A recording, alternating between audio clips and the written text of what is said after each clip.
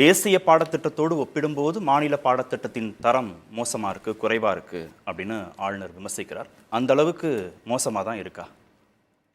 ஆளுநருடைய நடவடிக்கை படுமோசமாக இருக்குது. அது பல முறை நிரூபிக்கப்பட்டிருக்கிறது. அவர் எடுத்த முடிவை அவரே மாற்றிக்கொண்டாரே தவிர, அவரால் விமர்சிக்கப்படுகிற, தரம் தாழ்ந்து விட்டது என்று சொல்லப்படுகிற தமிழ்நாடோ தமிழ்நாடு அரசோ ஒரு நிலைப்பாட்டை கூட மாற்றியதில்லை, பின்வாங்கியதில்லை.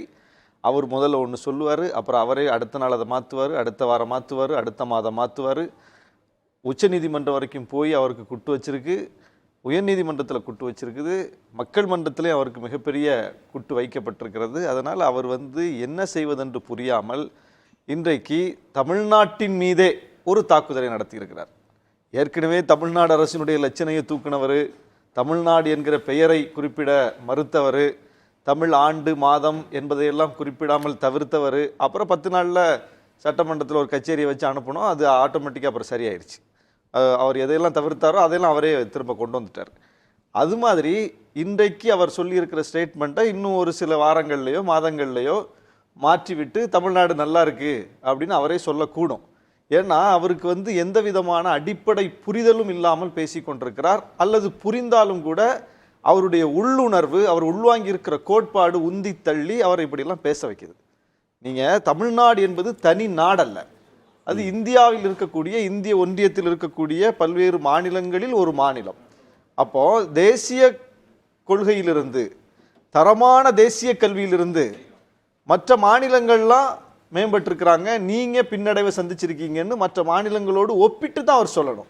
எந்த மாநிலத்தோடு ஒப்பிட்டு ஒரு பகுப்பாய்வு செய்து தமிழ்நாடு இப்படி பின்தங்கி இருக்குன்னு அவர் சொன்னார்னா நாம் அவரோட வாதம் புரியலாம்.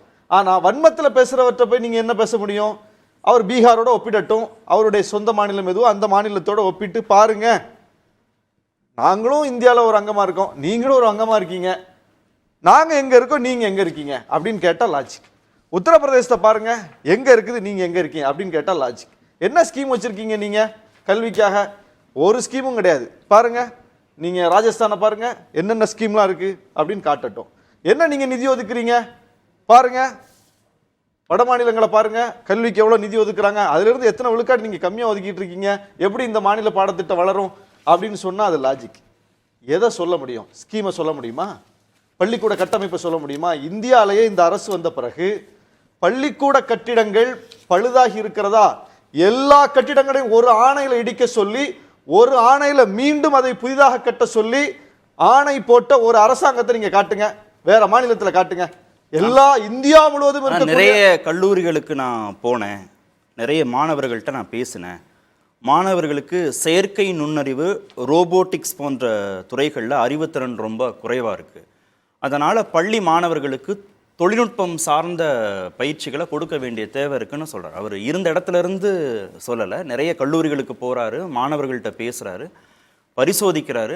அறிவுத்திறன் குறைபாடுங்கிறத புரிந்து கொண்டு தான் அந்த கருத்தை முன்வைக்கிறாரு. அதுதான் இன்னைக்கு ஐயா சுபவி கேட்டிருக்காரு, நம்ம சு வெங்கடேசன் எம்பி கேட்டிருக்கிறாரு. இவங்களுடைய அறிவியல் என்ன நமக்கு தெரியாதா?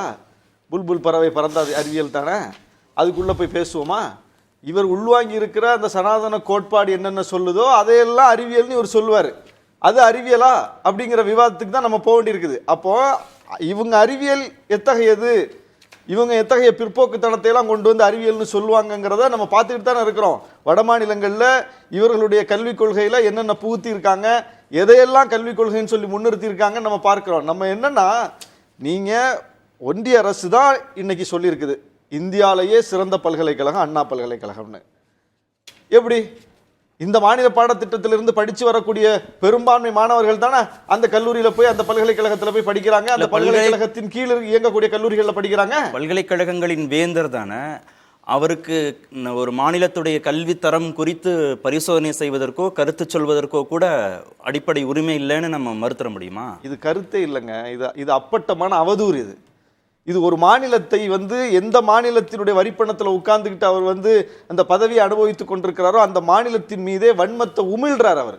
நீங்க கருத்துன்னா எது பாருங்க, நான் ஏற்கனவே சொன்னது மாதிரி ஒப்பிட்டு கருத்து சொல்லணும். எதுல நம்ம பின்தங்கி இருக்கோம்னு பட்டியலிட்டு சொல்லணும். தேசிய பாடத்தோடு ஒப்பிடக்கூடாது. தேசியம்னா தேசியம் எங்கெங்க இருக்குது? எல்லா மாநிலங்களும் சேர்ந்தானங்க ஒரு தேசியம். நீங்க எல்லா மாநிலத்துக்கும் வந்து கல்விக்கு நிதி கொடுக்குறீங்க, தமிழ்நாட்டுக்கு தர மாட்டீங்க. அந்த சண்டையை நம்ம நடத்திட்டு இருக்கோம். உங்களால் பாதிக்கப்பட்ட பிறகும் கூட, மிகப்பெரிய அளவுக்கு ஒடுக்குமுறையை சந்தித்த பிறகும் கூட மற்ற எல்லா மாநிலங்களையும் விட முன்னாடி வந்து நிக்கிறோம் கல்வியில. கிராஸ் என்ரோல்மெண்ட் ரேஷியோ இன்னைக்கு தேசிய விழுக்காடு என்னங்க, அதுல அவர் சொல்ற அந்த தேசியத்திலே வந்து பேசுவோம். மற்ற மாநிலங்களை கூட விட்டுருங்க. என்ன உயர்கல்வி விழுக்காடு, தேசிய விழுக்காடு? நீங்க இந்த ஒரு கல்விக் கொள்கை வடிவமைச்சிருக்கீங்களே, புதிய கல்விக் கொள்கை. அந்த கல்விக் கொள்கையினுடைய இலக்கு என்ன? 2030 50 விழுக்காடு GER இந்திய அளவில் எட்டணுமா? 2030 எட்டுறதுக்கு இவங்க இப்போ வகுக்கிறாங்க கொள்கையை. தமிழ்நாட்டில் என்ன அந்த விழுக்காடு என்ன? 50 விழுக்காடு ஏற்கனவே எட்டிட்டோம்ல. அப்ப நீ 2030க்கு டார்கெட் ஃபிக்ஸ் பண்றீங்க. நாங்க ஏற்கனவே அதை எட்டிட்டோம். இப்ப நீங்க சிறந்தவரா நாங்க சிறந்தவரா? என்ன, அதாவது ஏதாவது ஒரு லாஜிக் இருக்கா?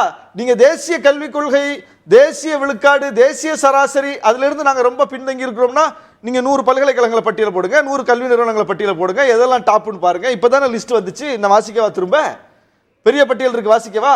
எந்த துறையை எடுத்தாலும், எந்த கல்விக் கழகத்தை எடுத்தாலும், எந்த கல்வி நிறுவனத்தை எடுத்தாலும், எந்த ஃபீல்டு எடுத்தாலும் அதுல நம்பர் 1 டாப் தமிழ்நாடு.